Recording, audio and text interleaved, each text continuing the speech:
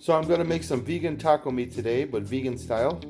So I've got my walnuts here. I'm going to put some water in there and boil them for a little while to make them a little bit softer.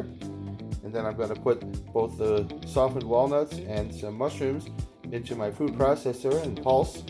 And I'm going to then fry that up and season it, and that's going to be my taco meat. So you don't have to go to the store and go buy the $5 taco meat.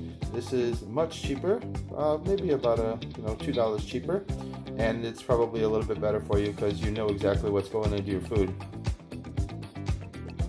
I want to make sure I wash my mushrooms first, just to make sure they're okay.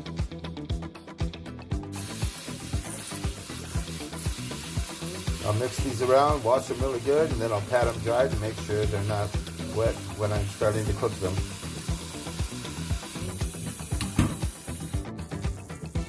Walnuts are boiling. I'm only going to boil them for about 5 minutes.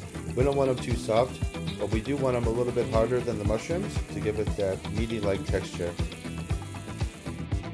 I patted the mushrooms dry, and now I'm going to put them in the food processor with the walnuts and just pulse, just to grind them up just a little bit, but not too fine.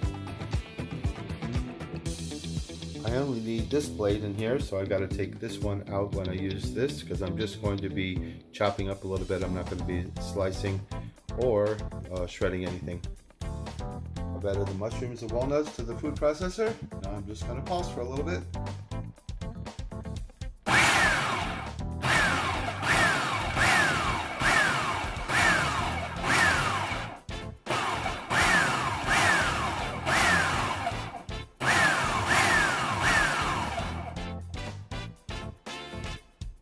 This is what it looks like after a few pulses.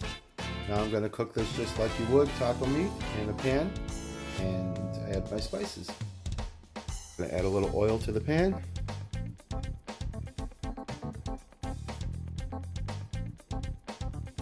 Here are the spices I'm going to use.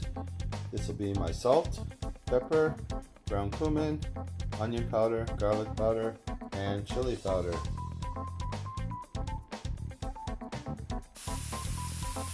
Everything's in the pan, looking good. Now I'm going to add my spices. Spices have been added. Now I need to stir to combine everything really well. It still has a lot of moisture, I think, from the mushrooms, so we're going to keep cooking until some of that moisture disappears, and I think it's going to start to look more like ground beef. The moisture is evaporating, and it's starting to look more like ground beef. I turned off the heat. We'll let it cool down. Let's firm up just a little bit. Can't wait to try this because it sounds very good.